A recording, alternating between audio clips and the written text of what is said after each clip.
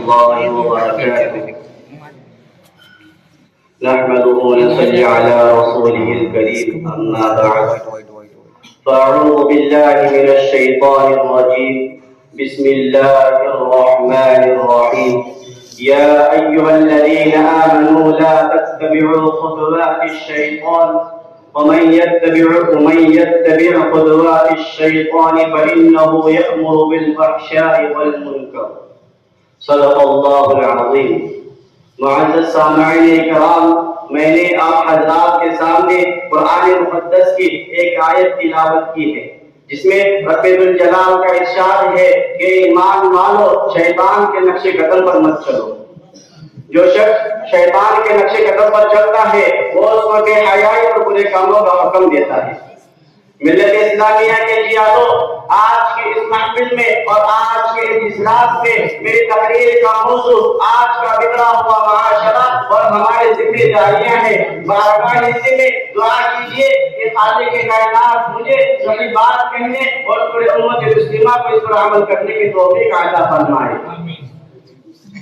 محترم دوستو، آج کے اس نازک دور میں ہمارا معاشرہ اور سماج کن کن خرابیوں سے دوچار ہے، اس کے اسباب و وجوہات کیا ہے، ان سے مقابلہ و دفاع کی کیا تدابیر ہے، ان کو اس مختصر سے وقت میں بیان کرنا، ان پر تفصیلی روشنی ڈالنا دشوار ہی نہیں بلکہ ناممکن سا معلوم ہوتا ہے.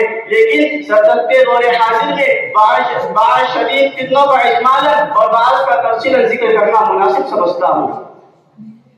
دوستو، وہ اسباب کہ جنہوں نے معاشرے کی بنیاد کو ہلا کر رکھ دیا ہے اور امت مسلمہ کی تعلیم نے خود کو تار تار کر دیا ہے، ان میں سبلی عمل کرنا کرانا، غیر مشروع طور پر گنڈے تعجزات کرنا، غیر شرعی کاموں کے لیے منت ماننا، ماں باپ کی نافرمانی کرنا، غیر محرم مردوں اور عورتوں کا ملنا جلنا، لغو و تفریحات میں وقت ضائع کرنا، ریڈیو ٹیلی ویژن پر فواحشات کا دیکھنا اور سننا، سنیما دیکھنا اور جوا کھیلنا، عورتوں کا ننگے سر گھومنا پھرنا، گلا بازو اور پیٹ کا کھلا رہنا، باریک لباس کا پہننا، شوہر کی امانت میں خیانت کرنا، دفاتر میں نامحرموں کے ساتھ کام کرنا، نوجوان لڑکوں لڑکیوں کو کالج میں مخصوص تعلیم حاصل کرنا، رشوت لینا دینا، سود لینا دینا، غیبت کرنا یا سننا، تصاویر کرنا اور دیواروں پر لگانا، شوقی یا کتا پالنا، تقاریب شادی میں روپے یا پیسہ نمائش کے طور پر خرچ کرنا. اللہ، بہت سی خرابیاں ہیں جو ہمارے معاشرے میں جاری و ساری ہیں. محترم حضرات، یہ بھیانک بیماریاں ہیں جن کا تذکرہ میں نے آپ حضرات کے سامنے طول میں نہ جاتے ہوئے رکھا ہے. بعض شدید فتنے کی وضاحت کر دینا چاہتا ہوں. مناسب معلوم ہوتا ہے کہ اولاً اس فتنے کا تذکرہ کیا جائے جس نے شرم و حیا کا جنازہ نکال کر مکاری و عیاری کو عام کر دیا ہے، جسے لوگ سینما سے یاد کرتے ہیں. دوستو، ایک دور وہ تھا کہ گانا بجانا ناچنا اور گہرے کے سامنے منہ کھول کر بیٹھنا معلوم شمار ہوتا تھا. اونچے اور بڑے درجے کے لوگ تو درکنار، کم درجے کے لوگ بھی اس کو برا فعل یقین کرتے تھے. کیا کسی کی شرم و حیا اس بات کی اجازت دے سکتی ہے کہ اپنی بہو بیٹی غیروں کے سامنے ناچے گائے؟ کیا یہ ممکن تھا کہ ناچ گانے کی محفل میں اپنے عورتوں کو غیر مردوں کے سامنے بٹھا دیا جائے؟ نہیں، ہرگز نہیں. لیکن افسوس خود افسوس، آج ہر شہر میں ایک نہیں کئی سینما ہال ہیں جہاں مردوں اور عورتوں کے گول نظر آتے ہیں. شریف زاویہ خود ایکٹور کے انجائم بنائی دیتی ہے. غزے اور فحش قصوں کی اداکاری میں اجنبی مردوں کے ساتھ نہایت بے باکی سے حصہ لیتی ہے. شرم و حیا ان پر ہوتی ہے مگر ان کے سامنے مردوں اور عورتوں کی گروہ بیٹھے ہوئے ہوتے ہیں،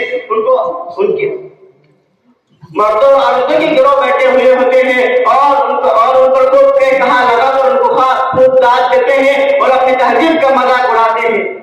محترم حضرات، کہ یہی انسانیت ہے کہ مالدار غریب سب اس بیماری میں مبتلا ہے. مالدار غریب اور سب اس بیماری میں مبتلا ہے. آقا دو-جہاں صلی اللہ علیہ وسلم نے تو ارشاد فرمایا تھا کہ میں گانے بجانے کو مٹانے کے واسطے بھیجا گیا ہوں، مگر ہم ہیں کہ آپ کی امتی ہیں بڑے زور و شور سے مسلمان ہونے کا دعویٰ کرتے ہیں لیکن خود فلمیں بناتے اور دیکھتے ہیں. یوں کہا جاتا ہے کہ ٹی وی دیکھنے سے سائنس کی باتیں معلوم ہوتی ہیں، ٹی وی دیکھنے سے جدید ہڑتالوں کے اسباب معلوم ہوتے ہیں، ٹی وی دیکھنے سے انسان کی زندگی میں ترقی کی راہ کھلتی ہے اور ٹی وی دیکھنے سے بچے ہوشیار ہوتے ہیں۔ ہائے افسوس، ایک ناجائز اور حرام چیز کو اس کے فوائد بیان کر کر اس کو جائز سمجھا جاتا ہے۔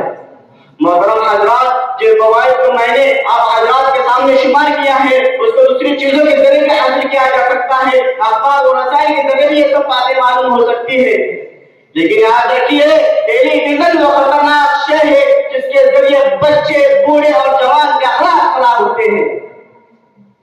محترم حضرات، آپ اپنے جگر پر ہاتھ رکھ کر ایک بات طے کریں، کیا یہ ہو سکتا ہے کہ اپنی ماں، باپ، بہو، بیٹا، ساس اور داماد مل کر بیٹھے ہوئے ہو اور سامنے بوسو کنار، چما چاٹی، لپٹا لپٹی ہو رہی ہو؟ یقیناً باعزت انسان اس کو کبھی گوارا نہیں کر سکتا۔ محترم حضرات، میں کہتا ہوں کہ ٹی وی انسانیت کی دشمن ہے، ٹی وی سے انسان کی زندگی۔ محترم حضرات، میں کہتا ہوں کہ ٹی وی انسانیت کی دشمن ہے، ٹی وی سے خدا اور اس کا رسول ناراض ہوتا ہے۔ محترم حضرات، ہماری ذمہ داری ہے کہ ہم ہماری قوم کو اس وباء عظیم میں ہماری قوم میں اس وباء عظیم کو جنم لینے نہ دیں۔ آخر میں ایک شعر کہہ کر اپنی تقریر کو ختم کرنا چاہتا ہوں۔ برباد گلستہ کرنے کو بس ایک ہی الو کافی تھا، برباد گلستہ کرنے کو بس ایک ہی الو کافی تھا، ہر شاخ پہ الو بیٹھا ہے، انجام گلستہ کیا ہوگا، وما علینا الا البلاغ۔